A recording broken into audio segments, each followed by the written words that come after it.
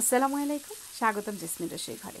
আজকে আপনাদের জন্য খুবই মজাদার আরও একটি রেসিপি নিয়ে হাজির হয়ে গিয়েছি। আমি জেসমিন আক্তার। আজকে তৈরি করে দেখাবো খুবই মজাদার একটি স্যান্ডউইচ। স্যান্ডউইচ তৈরি করার জন্য প্রথমে আমি এখানে দেখিয়ে দিচ্ছি। আমি এখানে চিকেন ব্রেস্ট ছোট করে কেটে নিয়েছি 2.5 কাপ। মশলাগুলো দেখিয়ে দিচ্ছি। আমি এখানে নিয়েছি বারবিকিউ মশলা, নিয়েছি চিলি পাউডার, গোলমরিচ গুঁড়া, গরম মশলা, মাস্টার্ড পাউডার এবং লবণ।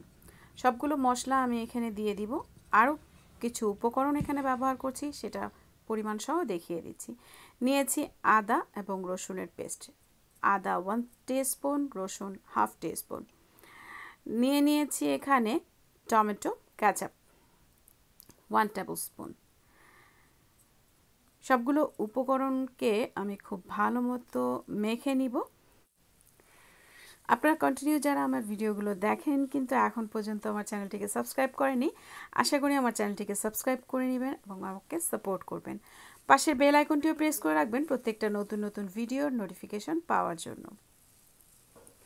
আমি চেষ্টা করি সবসময় প্রত্যেকটা রেসিপি খুব সহজ করে আপনাদেরকে দেখিয়ে দেওয়ার জন্য। আশা করি আপনারা উপকৃত হন।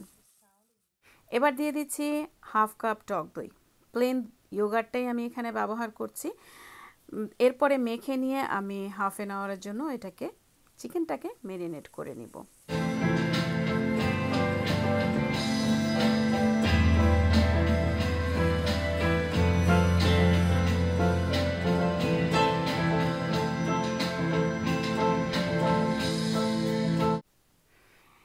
এবার আমি একটা ফ্রাই প্যানের ভিতরে তেল দিয়ে দিচ্ছি। আমি এখানে 1/4 কাপ তেল ব্যবহার করছি।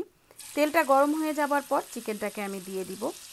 চিকেনটা খুব ভালো মতো রান্না করে নিব। এটাকে আসলে বারবিকিউ চিকেন বলে। ঠিক এভাবে ভেজে ভেজে চুলার আঁচটাকে আমি মিডিয়াম থেকে হাই হিটের মাঝামাঝি রেখেছি এবং এভাবে নেড়ে চেড়ে এটাকে খুব ভালো করে ভেজে নিব।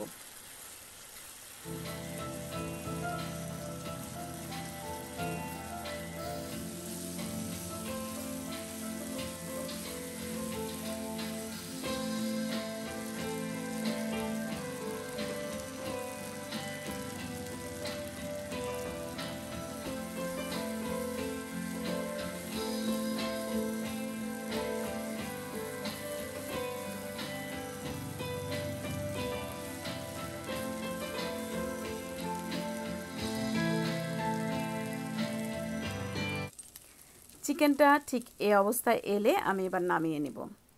এরপরে অন্য একটা বাটির ভেতরে আমি 3টা ডিম নিয়ে নিয়েছি। ডিমটাকে একটু ভালো মতো ম্যাশ করে নিয়ে এর ভিতরে আমি সামান্য কিছু উপকরণ দিব, সেটাও আমি শেয়ার করছি।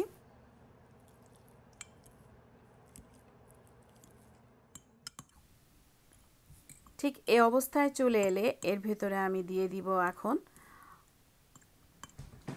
লবণ স্বাদ মতো, দিয়ে দিচ্ছি গোলমরিচ গুঁড়া 1/4 টিস্পুন। একটু মেখে নিয়ে এর ভেতরে আমি একটু মায়োনেজ দিয়ে দিব। মায়োনেজ আমি এখানে ব্যবহার করেছি 1 টেবিল স্পুন। আপনারা চাইলে মায়োটাকে কম বেশি করে নিতে পারেন।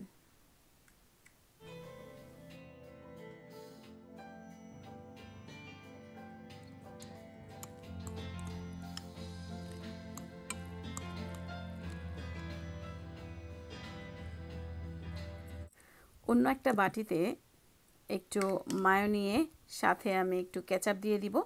দুটো মিলিয়ে আমি একটা সস তৈরি করে নিব।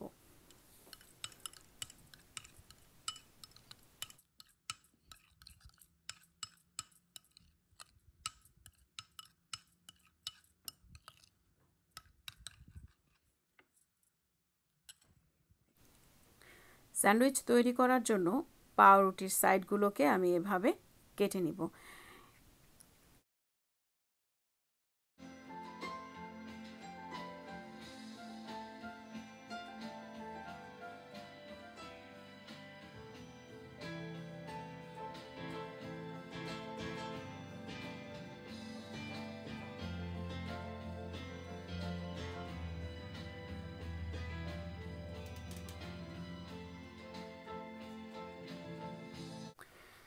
এবার প্রত্যেকটা পাউরুটির স্লাইসের উপরে আমি একটাতে মায়ো, একটাতে কেচাপ এবং একটাতে তৈরি করে নেওয়া সসটা মেখে নিব, স্প্রেড করে নিব এবং এরপরে আমি 3টা লেয়ারে স্যান্ডউইচটা তৈরি করব।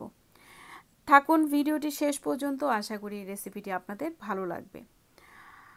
যদি ভালো লাগে তাহলে অবশ্যই ফ্রেন্ডস অ্যান্ড ফ্যামিলির কাছে শেয়ার করে দিবেন।